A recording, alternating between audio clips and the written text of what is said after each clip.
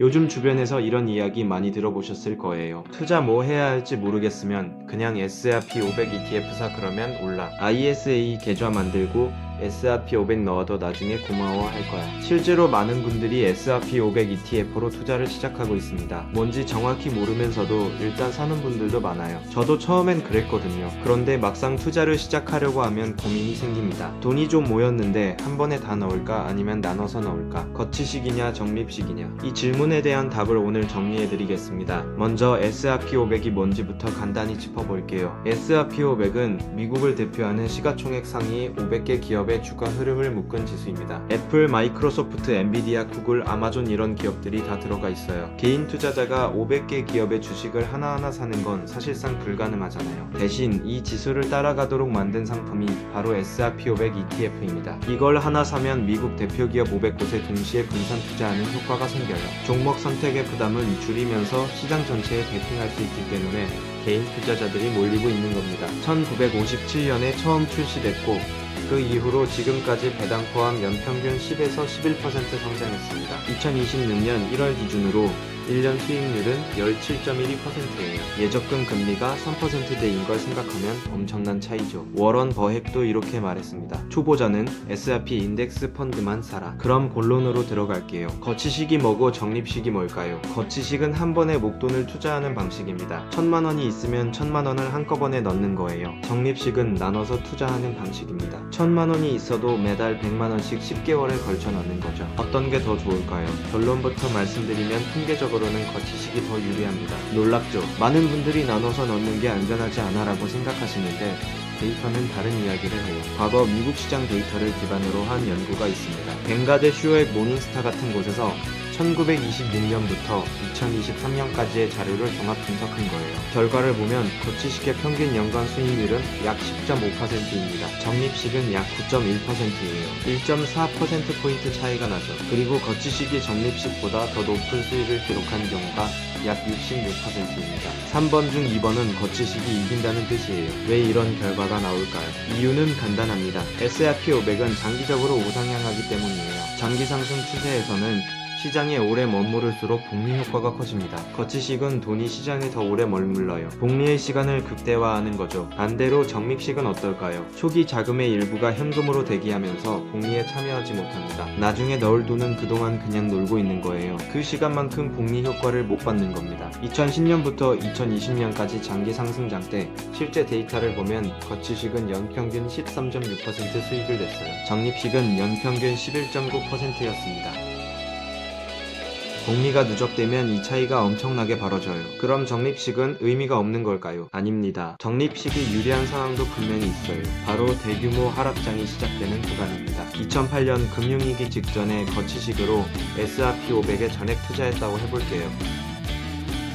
어떻게 됐을까요? 마이너스 37% 손실을 봤습니다. 원금 회복하는데 5년 넘게 걸렸어요. 같은 시기에 적립식으로 1년간 나눠서 투자했다면요. 손실폭이 절반 이하로 줄었습니다. 평균 매입 단가가 낮아졌기 때문이에요. 회복도 훨씬 빨랐고요. 2000년 닷컴 버블 때도 마찬가지였어요. 거치식으로 2000년 초에 전액 투자했다면 2002년에 마이너스 40% 손실을 보고 회복까지 약 7년이 걸렸습니다. 적립식으로 12개월 분할 투자했다면 손실폭이 약 마이너스 20%로 줄고 회복은 4년 만에 됐어요. 잠깐 여기서 구독과 좋아요 한번 부탁드릴게요. 이런 투자 이슈들 계속 정리해드리고 있으니까요. 그래서 결론이 뭐냐고요? 상황에 따라 다릅니다. 하지만 일반적인 전략을 제안드릴게요. 수익률 관점에서 보면 거치식이 통계적으로 우위입니다. S&P 500처럼 장기 평균 상승률이 높은 자산에서는 시장에 빨리 들어가는 게 유리해요. 리스크와 심리 안정 관점에서 보면 적립식이 더 적합할 수 있어요. 하락장 가능성이 높거나 투자 심리 부담이 크다면 나눠서 넣는 게 마음이 편하거든요. 그래서 실전에서 많이 쓰는 전략이 있습니다. 큰 금액을 투자할 때 50에서 70%는 거치식으로 나머지 30에서 50%는 적립식으로 혼합하는 거예요. 장기 상승장이 이어진 시기에는 거치식 비중을 확대하고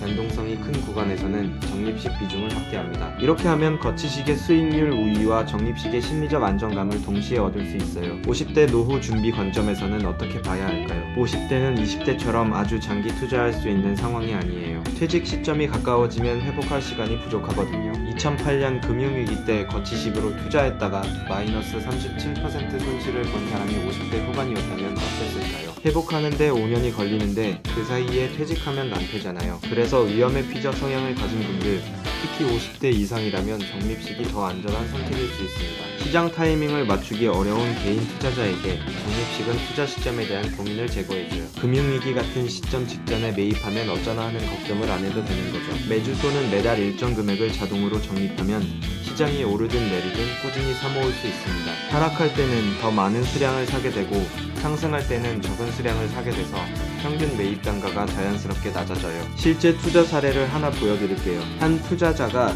2024년 7월에 코덱스 미국 S AP500 ETF 매수를 시작했습니다. 세운 원칙은 단순했어요. 계좌 내 비중 20% 유지. 매수 타이밍을 재거나 큰 방향성을 예측하려 하지 않았습니다. 그저 비중이 줄면 채우고 넘으면 멈추는 방식이었어요. 매일 일주씩 하락이 크면 조금 더 매수하는 분할 매수를 해왔고 그 결과 평균 단가를 비교적 낮게 유지할 수 있었습니다. 현재 보유 수량은 427주, 투입 금액은 약 792만 원입니다. 평균 매입 단가는 18,557원이에요. 최근 4분기 주당 배당금이 389원이었는데 평균 단가 기준으로 배당 수익률을 계산하면 약 2.09%가 나옵니다. 현재 주가 기준 1.7%보다 높아요. 왜 그럴까요? 분할 매수로 평균 단가를 낮췄기 때문이에요. 배당 수익률은 현재 가격보다 평균 단가가 더 중요하다는 사실을 보여주는 사례입니다. 참고로 코덱스 미국 S AP500 ETF는 원래 TR 상품이었어요. TR은 토탈 리턴이라는 뜻인데 배당금을 투자자에게 지급하지 않고 ETF 내부에서 자동으로 재투자의 복리 효과를 극대화하는 구조입니다. 그래서 2021년 출시 이후 배당금이라는 개념 자체가 없었어요. 그런데 법이 바뀌었습니다. TR ETF의 배당금 자동 재투자가 제한되면서 배당금을 지급해야 하는 상황이 된 거예요.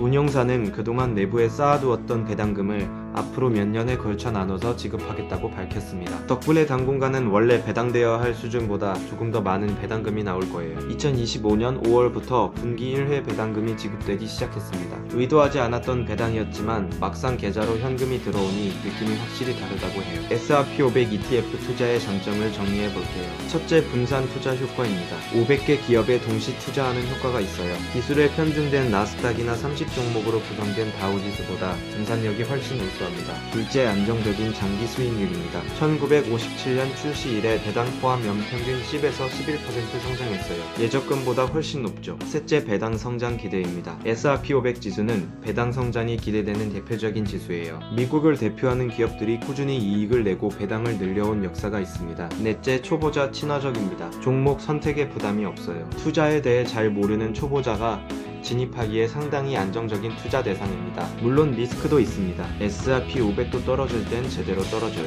급격한 금리 인상 정치와 글로벌 이슈에 따른 위험성 기업 실적 악화에 따라 중단기적으로 급격히 하락할 수 있습니다. 최근 10년 동안에도 최소 3번 이상의 큰 하락세가 있었어요. 그때는 자금을 피신하거나 묶인 채 기다려야 하는 위험성이 있습니다. 회복력은 어떨까요? 2008년 금융위기 때 마이너스 57%를 기록했다가 회복하는데 5년이 걸렸어요. 코로나19 팬데믹 후에는 신고가를 찍는데 1년이 걸렸습니다. 최악의 폭락 후 전고점을 회복하는데 7.5년이 걸린 적도 있다고 하니 참고하세요. 그래서 10년 이상 장기 보유가 중요합니다. 장기 보유하면 큰 대목을 잡지는 못해도 예적금보다는 훨씬 높은 수익률을 기대할 수 있어요. 그럼 실전 전략을 정리해 드릴게요. 상황 일목돈이 있고 장기 상승장이 예상된다면 거치식 비중을 높이세요. 50에서 70% 거치식 나머지 적립식으로 혼합하는 겁니다. 상황 2 시장 변동성이 크거나 고점 불안감이 있다면 적립식 비중을 높이세요. 심리적 안정감을 얻을 수 있어요. 상황 3, 50대 이상이고 퇴직이 가까워졌다면 적립식이 더 안전합니다. 회복할 시간이 부족할 수 있으니까요. 상황 4투자 초보이고 뭘 해야 할지 모르겠다면 일단 소액으로 적립식 시작하세요. 매주 또는 매달 일정 금액을 자동 적립하면 됩니다. 경험을 쌓으면서 비중을 조절해 나가면 돼요. 그리고 어떤 방식이든 중요한 건 꾸준함입니다. 시장 타이밍을 맞추려 하지 말고 자신만의 원칙을 정해서 흔들리지 않는 게 핵심이에요. 마지막으로 배당에 대해 한 가지 더 말씀드릴게요. 배당금이 지급되면 배당락이 발생하고 그만큼 ETF 가격은 내려갑니다.